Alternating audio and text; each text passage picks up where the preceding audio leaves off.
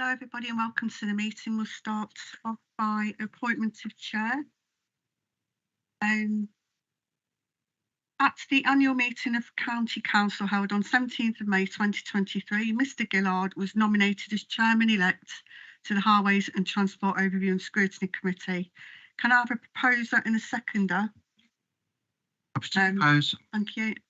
That Mr Gillard be nominated Chair. Second? I'm happy to second. Thank you. Thank you, Mr Gillard. You are appointed Chairman of the Highways and Transport OSC. And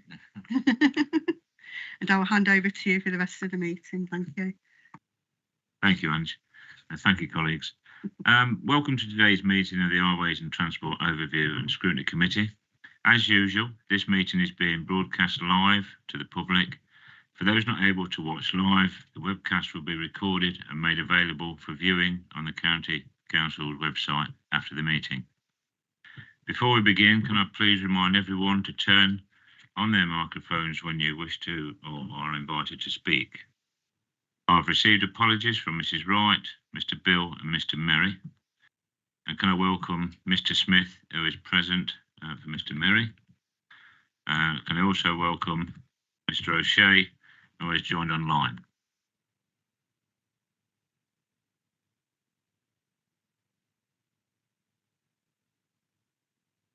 I'll now move on to the election of Deputy Chairman, and I move that Mr Merry be appointed Deputy Chairman. Do I have a seconder? Happy to second, Chair. Thank you. Item 3, minutes of the meeting held on March the 9th, 2023. I propose that the minutes of the meeting held on the 9th of March are taken as read, confirmed as signed. Is that agreed? Thank you. We now move on to agenda item 4, which is question time. Mr. Jelfs, can you hear me? Okay. Yes, I can hear you. Okay. Well, thank you, Mr. Jelfs, for attending this meeting. I acknowledge comments you made in relation to the report at the meeting on the 9th of March in 23, Highways and Transport Capital Programme and Works Programme. Thank you for those, and those have been copied to members for information. Okay. We have also received your question, which has also been circulated prior to the start of the meeting and will be taken as read. I would like to remind members that no discussion is to be held on this. We now move on to your supplementary question. I would remind you that your supplementary question should be to clarify the reply you are being given and should not raise any new issues. So, Mr. Jelfs, over to you. Okay, my supplementary question is to understand why bus operators have chosen not to advertise the £2 cap fare widely. What incentives do Leicester County Council offer to operators to increase passenger numbers and improve the local bus journey KPI, especially as routes are often subsidised, so an increase in passenger numbers I would expect to be offset by a decrease in subsidy. Thank you for that, Mr. Jelfs. Do I have an officer to respond to that supplementary? Anne? Thank you, Chair. Yes, happy to. And just to say to Mr. Jelfs, we'll certainly follow up in writing this response today. The first part of the question about why some bus operators haven't advertised the £2 cap fare widely. A number of bus operators have actually done that both in the county and nationally, but absolutely some haven't. I'm not actually able to answer for them. That is a question that maybe would need to be directed to the operators themselves on that front.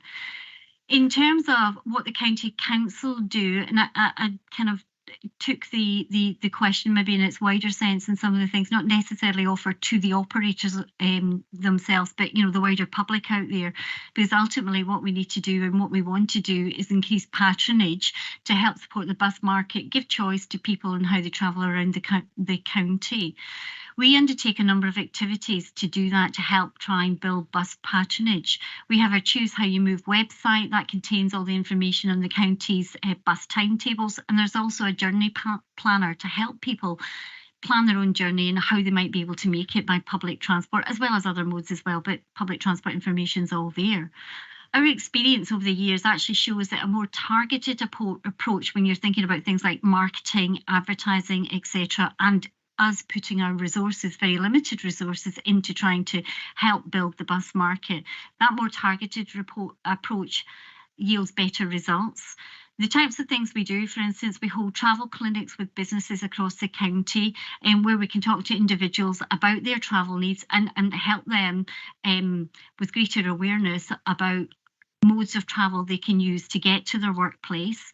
That focuses on public transport, walking, cycling, car share, etc. Those active travel modes, an alternative to single-use private car. So that individual then, by getting that tailored service, tends to give them information about those choices and the confidence to try something different. In a similar vein, we've been doing some work recently to increase the uptake of free bus passes that are offered to residents in new developments. So, I think we're all familiar with Section 106, and part of that can be the offer of free bus travel for those new residents. Evidence shows that when people have a significant change in their life, such as moving house, they're more likely to make other changes, such as how they travel. And this work that we've been doing recently is beginning to see an increase in uptake of these passes, which is, positive in itself. More recently, and again, members of Mr. Jelfs and members of the committee may be aware, government has very recently awarded us out of their Bus Service Improvement Plan Plus funding. It's not quick to say that one. They've awarded us just under £2 million towards supporting the bus market in the county, and we will be using this to continue to support the local bus market and help try and transition the county to a more sustainable rural public transport market. We're quite different from the likes of in the centre of Leicester City in terms of passenger numbers, critical mass, etc. So I think we need to reflect that in a public transport model. And that element in itself will be reflected in the ambitions of our new local transport plan, which is currently being developed and will be so over the next year, in which public transport, as well as active travel, walking, cycling, wheeling, will be key elements. And again, it's all about supporting those alternative modes, and as part of that, helping to build public transport patronage. Thank you, Chair. Okay. Thank you for that comprehensive reply, Anne. Thank you, Mr. Jelfs, for raising your concerns and attending this afternoon. Okay. You're now welcome to stay, or if you wish to leave, then do so. Okay. Thank you. Stay. Move on to item 5. We now move on to questions asked by members under standing orders. I've received questions from Mr. Max Hunt and Mrs. Amanda Hack. I know Amanda's present, Mr. Hunt isn't, I can't see him. So the questions and their responses have been circulated to members of the committee prior to the start of the meeting and will be taken as read. I would like to remind members that no discussion is to build on these. I will take the questions in order that they were received. Mr. Hunt has 6 have been circulated and he's not in attendance, so there's no supplementaries. So I'm going to swiftly move on to Amanda. You had 3 questions, Amanda, and I believe you've got 2 supplementaries. Thank you, Chair. Yeah, and thank you for allowing me to pose this question on behalf of the South Leicestershire Litter Wombles group in my capacity as one of their county councillors. So supplementary to question 1 is what work could be done in advance to agree responsibilities between the district and the county council on litter picks before a mowing the grass, and could the authorities work more closely together to prevent litter shredding in that situation? Thank you. And the second question is the litter. Yeah, of course. I was asked to take them 2 together, but I'm happy to split, of course. Thank you, Chair. Yes, happy to. Just to elaborate on the the initial response of and for the benefit of the wider committee.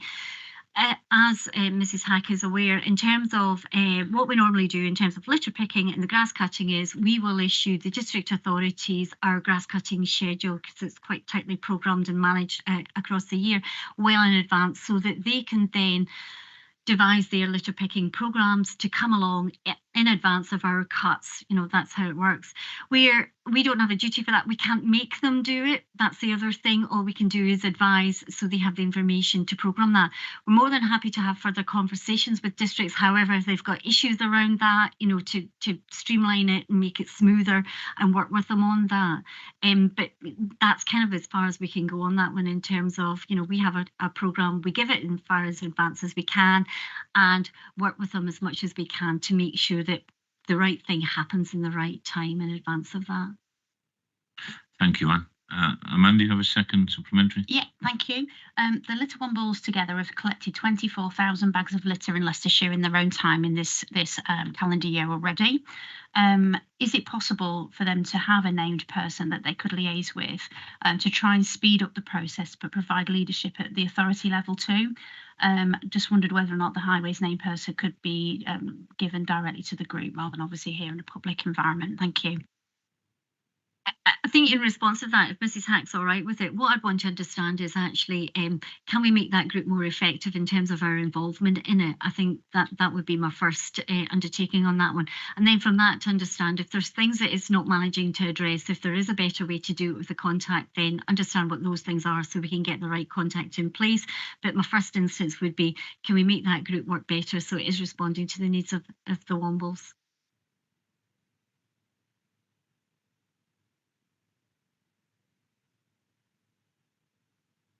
Thank you, Anne, and thank you, Amanda, for those supplementaries. Moving on to item 6, I've not been notified of any urgent items.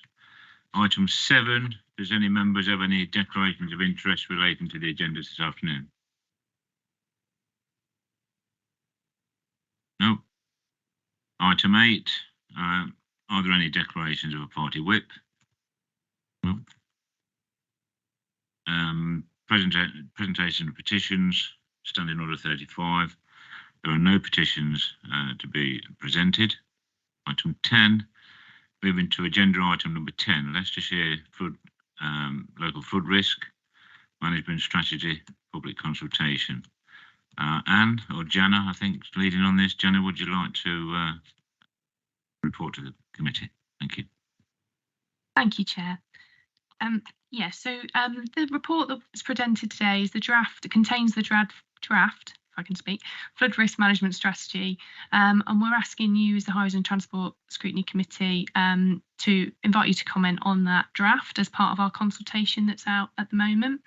So the strategy is produced by Leicestershire County Council in its role as the lead local flood authority, and the draft itself sets out the principles, objectives and measures through which the local flood risk in Leicestershire can be managed.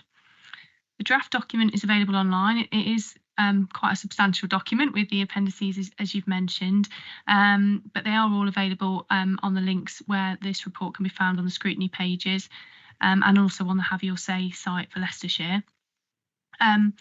So the new strategy is intended really to bring us up to date with national guidance, and we've captured some key changes to the documents in online as well, just to explain the changes and how they do bring us up to date with national guidance, and particularly reflects our improved understanding of flood risk in Leicestershire as our team has developed since that responsibility came to Leicestershire County Council.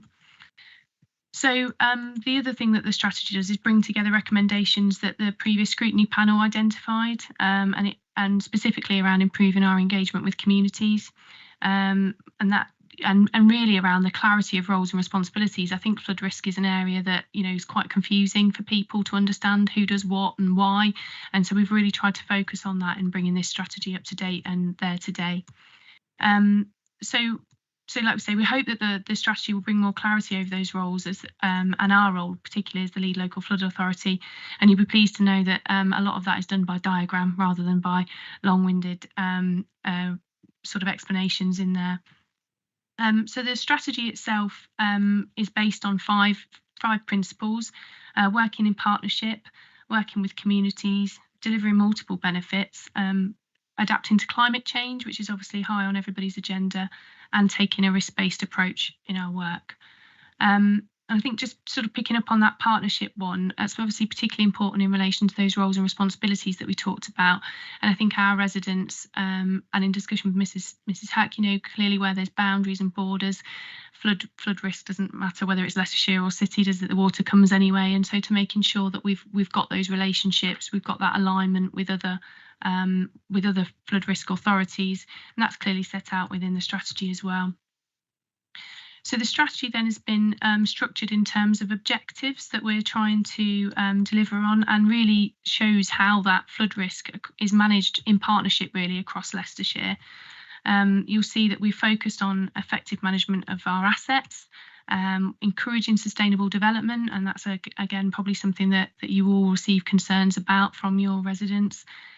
Being prepared in advance of and responding to flood events.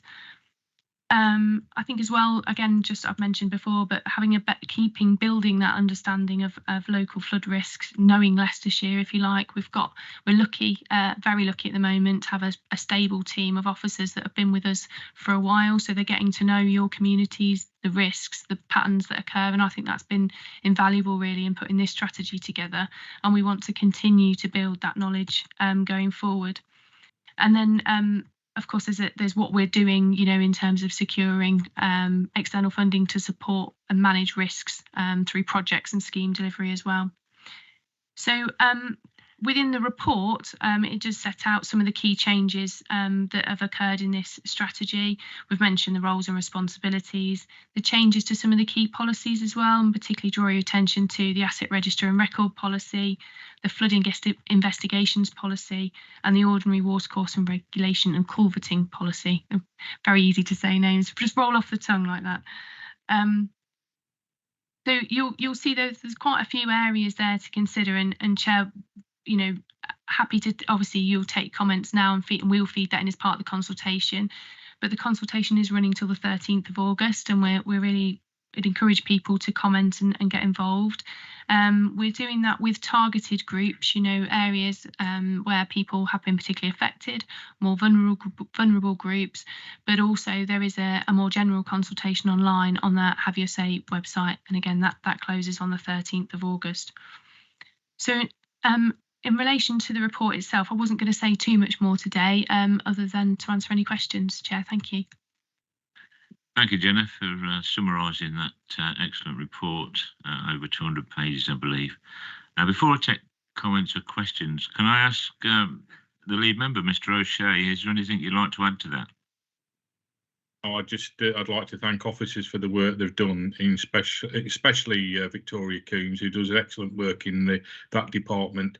I think you can see it is a very complex issue, and they've really gone through it very thoroughly. And I'd just like to put on thanks my record to them and the work that they do.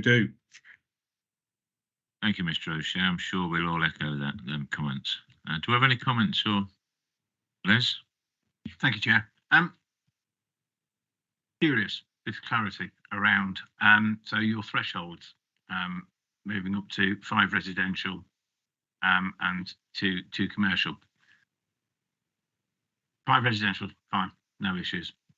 I'm curious about the 2 commercial, because 2 commercial can be defined as 2 very small retail shops that are in adjacent terraces, to 2 whacking big commercial warehouses.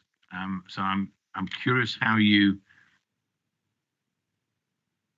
are going to judge, because a single monumental warehouse flooding can have and probably will have substantial commercial impact versus 2 small retail units. So I'm just curious how that threshold was derived and how you would disseminate or consider, here's a massive, 200,000 square foot warehouse that's been flooded, is completely inoperational, but it's only a single commercial unit versus 2 tiny retail commercial units. So thank you, Chair. Yeah. Jenna? Thank you, Chair. Thank you for the question. Yeah, I think it's a good question actually, and it is difficult. Yeah. Sorry, it's not for me to say, is it? That's a good question. But I'm really pleased to answer it. So there, we'll leave it there. I think the first thing to say is I think the criteria is not absolute. So in the sense of the situation you described where perhaps a really major incident has occurred, but it's one business, and in her capacity as director has the discretion to do a formal investigation in those things. So I think that would cover most of it. In terms of how we've come to that conclusion, it's really about bringing ourselves up to national guidance and being consistent. And again, when the team were first running through this with me, I thought, oh, are we going to, is it effectively a reduction in service? But I think you'll see from the rationale that actually it's probably about proportionate resources being dedicated to incidents that happen. We will still investigate incidents, but the process we will go through will be sort of, I guess, lighter touch where there's less, which will allow us actually to move quicker and dedicate our resources more effectively, I think. So I think it's positive in that sense. But like you say, the context of an incident will be there, and we will always take that into account in making those decisions.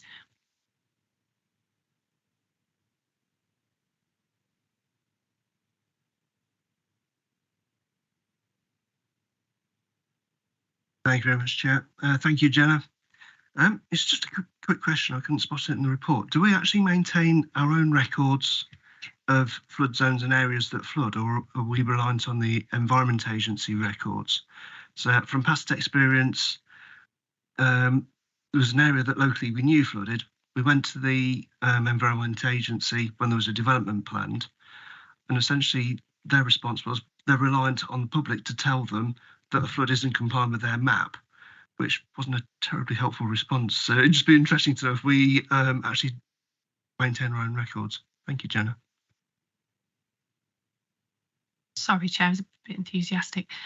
Yeah, I think so obviously in terms of evidence bases and formal processes like consultation for development, the DEA records are the kind of go-to place. But as we were saying earlier, really in Leicestershire, then we've had quite a stable team building up those records. We do obviously keep records of responses, complaints and incidents that we investigate and respond to and feed those in. So if we were to come across an entry into that record that we thought that doesn't match, we would feed into that and try and update it. And so we've got that evidence to challenge where we can. But there are kind of criteria and data requirements around it. I mean, similar to discussions we've had around accident investigation, you know, there's a set criteria around the sort of reliability of that data.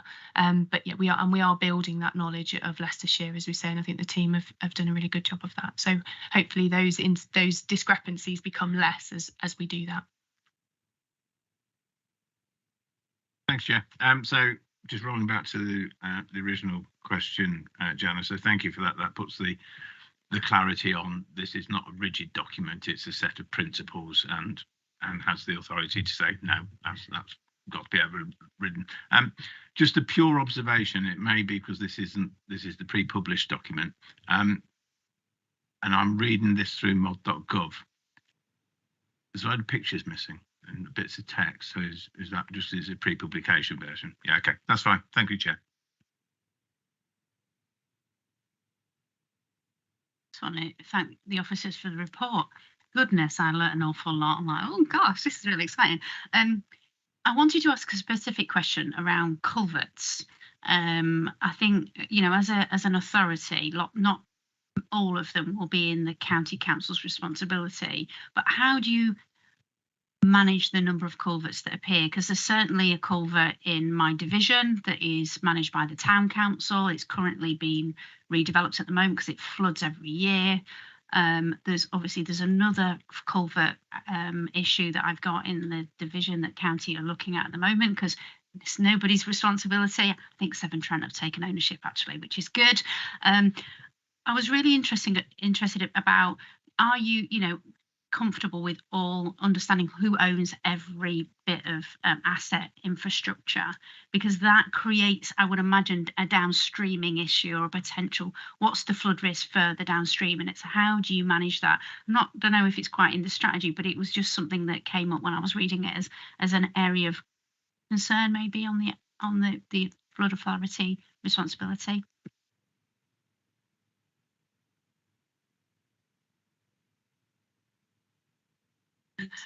Well, now it's yeah, whether I get it right or not, isn't it? Yeah, no, I was just going to say, I think mapping, understanding what assets are out there and the ownership of them is a massive challenge. And as you say, there's things that have been there for a long time that we sometimes only know about because there's a problem. So I wouldn't say that we've got all of that nailed down, but I think what we have got is a good set of principles into establishing that ownership when things come onto our register, and work through that. And I think, again, through the work of the Flood Risk Board and the community engagement work, flood wardens, we're probably building relationships to manage those risks better and quicker. So I think that's it's definitely something that's a work in progress. But that was going to be what I said. I don't know if Anne wants to add anything to that. No. Thank you for that, Jenna, and thank you for the question, Amanda. Are we all done on this? Thank you, Jenna, for that report. Interesting reading, I'm sure. I'm going to move on to item 11, the Living Waterways project presentation. I believe Assistant Director Pat Clark will be presenting this item, so over to you, Pat. Thank you very much, Chair. Good afternoon, everyone. Are we presenting the report? Would you? Thank you.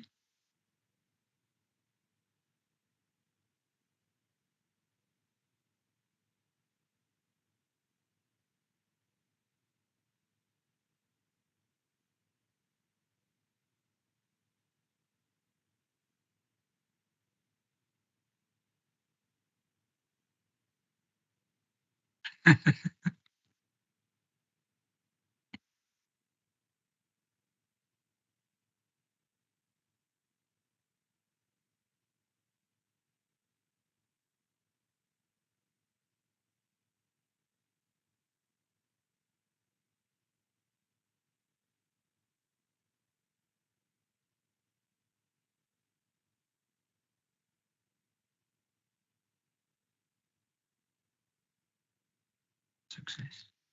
Thank you. Thank you, Angie. Good afternoon, everyone.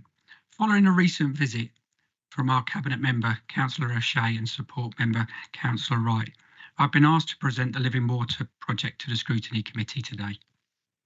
The Living Water project is a clear demonstration of the commitment to our environment and part of our net zero carbon management plan. Move to slide 2. The highways operation looks to recycle as much as they possibly can and are aware of the impacts our operation has on the environment. So it is really important that we look to innovate where possible and to maximise the opportunities that we currently have. And sometimes them opportunities like this turn into a positive impact.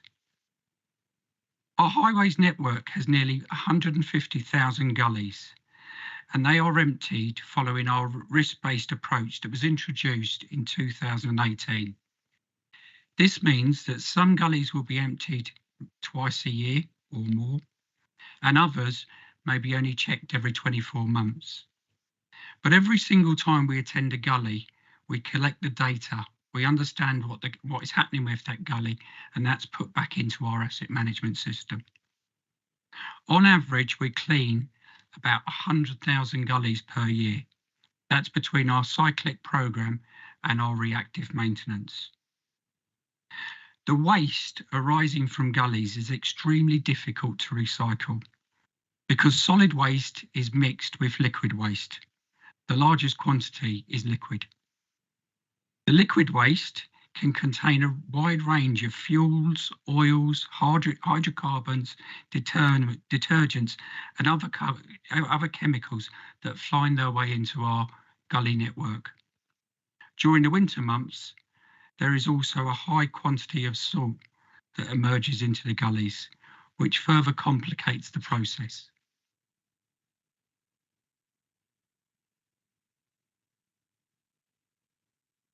The ecological treatment system at Croft Depot was completed in July 2020.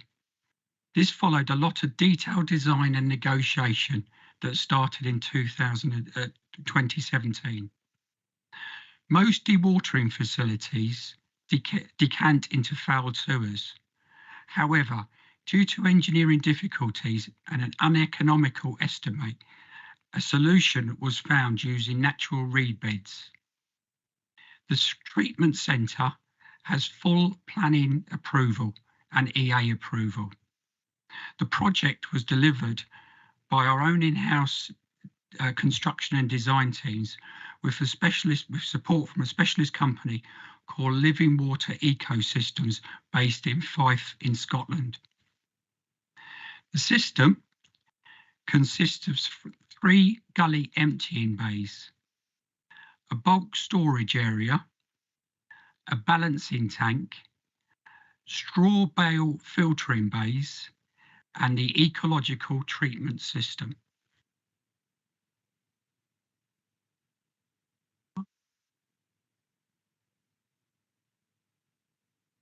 So, the cleansing unit decants their waste into one of our gully emptying bays. This is done in a controlled way, making sure that the load doesn't contaminate any other bay. The gully emptying bays are used to separate the liquid and the solid parts from the waste so that they can be treated through the system.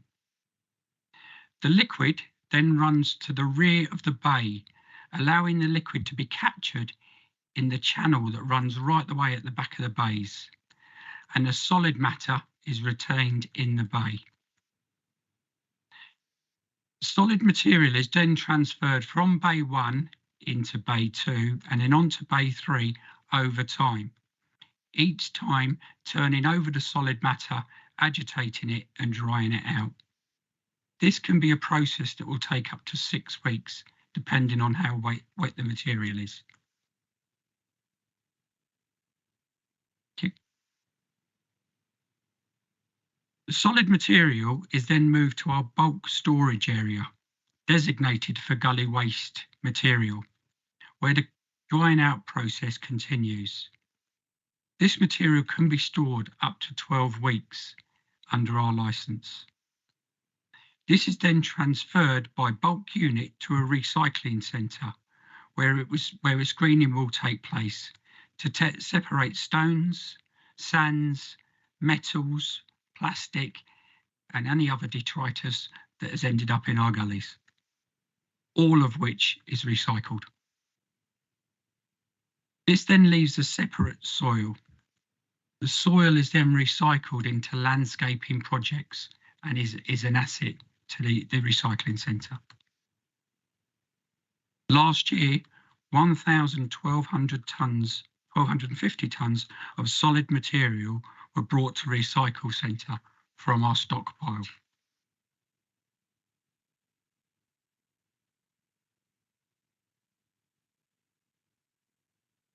Okay, so back to Croft.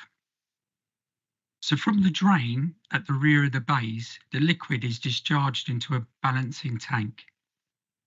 From the balancing tank, it is pumped into the straw bale filters in small batches.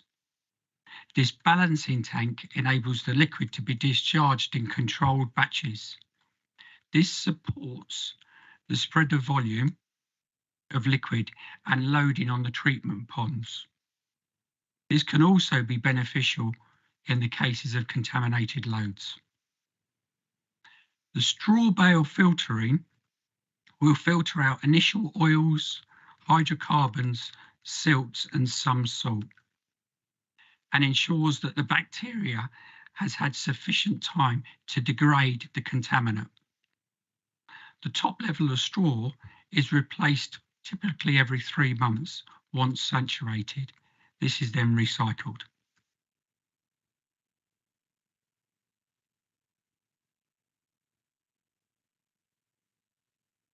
The liquid then drains by gravity from the straw bale area into the salt marsh wetland cell.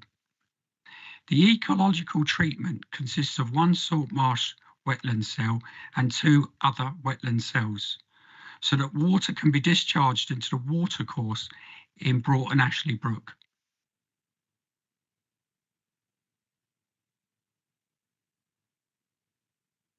So the first wet cell that you see there are plants that are salt feeding plants, removing the salt constantly out of the liquid. And as you can see, they're flourishing compared to the original pictures that we've seen. There are two further ecological wetland areas with wetland plants that their associated bacteria and microorganisms thrive and on the treated water, neutralising the contaminants like detergents, oils and hydrocarbons with the plants that are in the wetland area. The result is by the end stage, good quality water is returned back to the brook.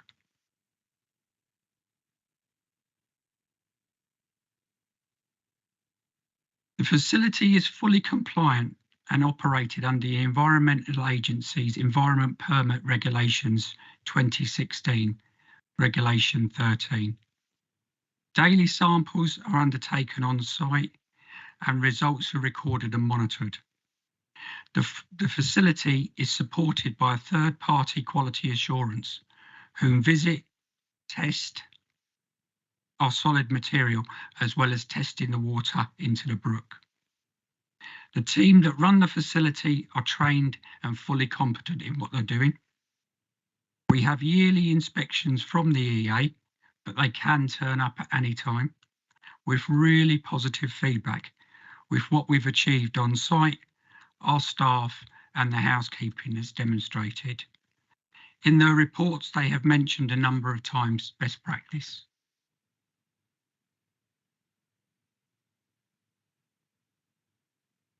Thanks to Councillor Wright and her local contacts, last month we were able to bring 40 pupils and staff from Croft Church of England Primary School recently paid a visit to the Croft Depot to learn what happens in the Croft Depot, but also to learn all about the Living Water project. The morning was enjoyed by everybody that was involved in it, and we received some really positive feedback from the children and the school. The school had actually built it into the children's curriculum to learn all about the environmental impacts. So it's a really good news story in the local area. Thank you for listening. Are there any questions? Well, thank you, Pat. I really enjoyed that. It was really interesting, informative. Thank you and the team for putting together the presentation. Great work. It has given me some ideas from our garden pond, so I'm very keen to hear that. I'm going to take some comments from the floor, but thank you very much. Really good. Les? I'll check you, Les, and I'll check Craig.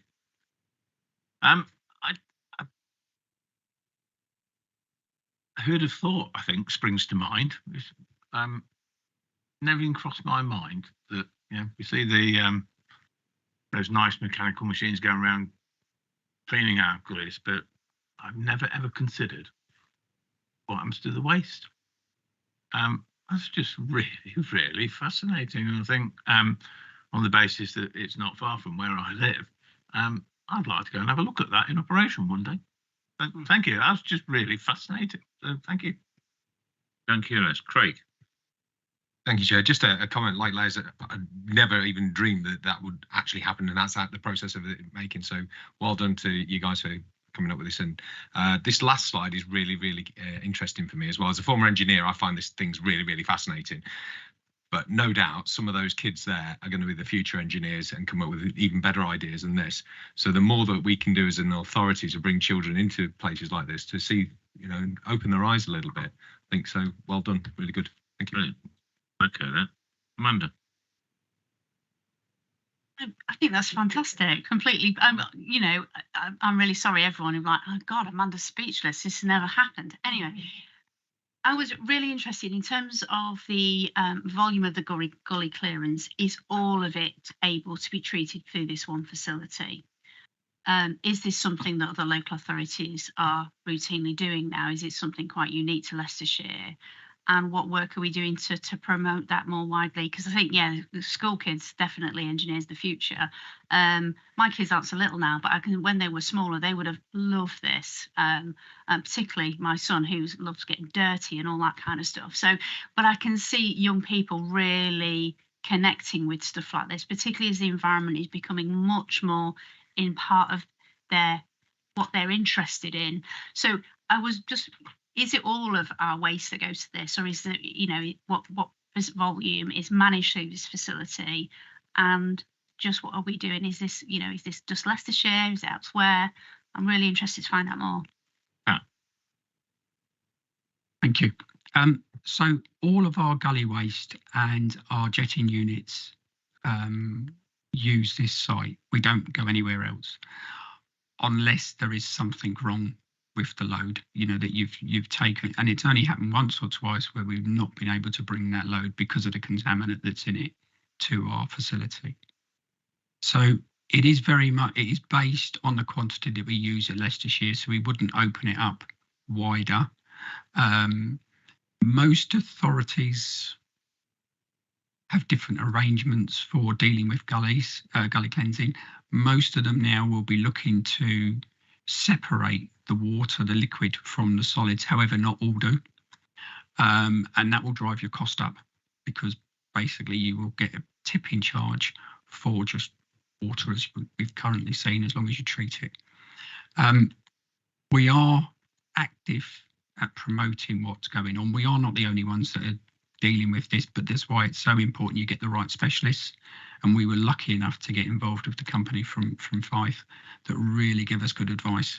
And when it was being built, I looked at it and thought, wow, you know, is this ever going to take off? But you look at it today and it's just amazing. It really is. That answers your question. Excellent. Well, thank you for your comments and questions. And, you know, a big pat on the back to you, Pat, and the team and everybody involved for putting this excellent scheme together. It's really good news, and I agree. It is, really is. Andy, do you want to come in? Thank you, Chair. Sorry for coming in at the last minute there. Just a couple of thoughts, if I can, on back what Mrs. Hack was saying. I mean, I think absolutely, and Mr. Smith as well, absolutely, we should be doing what we can to try and encourage, you know, more to follow our path, so to speak, and come into the profession. I think you all know we're very challenged in recruiting to a lot of areas. I quite like some of those school children in at the moment in the business, because a few vacancies, but I know there's a few years for them to go through processes. I think we need to think about that as a department, how we can, you know, do more on that front. There is a happy medium, because for that school visit, for instance, we had to shut off the yard for the morning for vehicles coming in and out because of the health and safety of having these kids around the yard, etc. You know, so there's things like that. It does impact on the business as well, but we need to get that happy, you know, medium, because it benefits us as well in terms of succession planning and people coming into the sector. But the other thing, Chair, I just wanted to offer, if the committee is interested, we could certainly arrange a visit for the committee. And in fact, I've offered the same thing to the Environment Scrutiny Committee, because they too are interested in seeing this. So if that would be interested to the committee, we'd certainly be able to arrange that for this committee as well, and perhaps do a joint visit. I'd certainly be interested. You know, I've been trying to keep my fish pond clear for years, and I'll certainly go and see how it's done properly. So I'm sure if we can email them and yourself, Angie. Yeah, well, let us know the dates, and yeah, that's great. So thank you very much all. Hack wants to speak. Mrs. Hack. Yes, I've just thought of an extra quick question. You, in Pat's response, you talked about the cost of tipping this waste as an alternative. Is there sort of a cost to save kind of scenario on this? Is there a cost saving to treat the waste in this way? What's the financial benefit to this? So, and in answer to your question, yes, there is, and we've done some calculations on that. The facility we used to use before we got to Croft was also a dewatering facility, not as interesting as this one. But if we were to go and tip the waste as it currently comes out the back of the gully unit, we think that it would increase our cost by up to about £300,000 a year.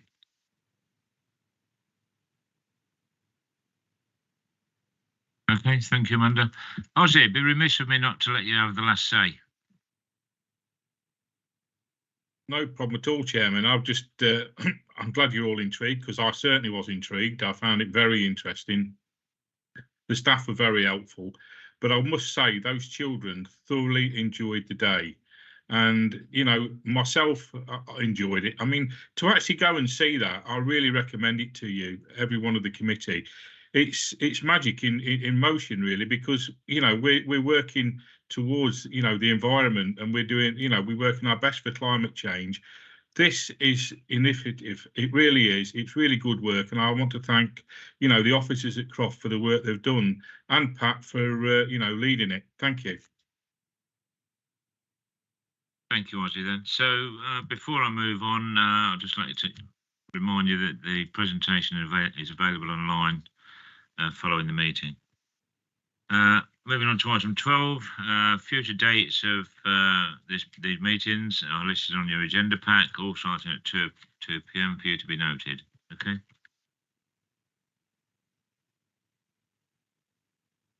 Item 13. Well, there's no urgent matters, so I declare the meeting closed, and thank you all very much for your contributions, officers for your contributions and answers, and have a good trip home safely. Thank you. And thank you, Ozzy, for joining.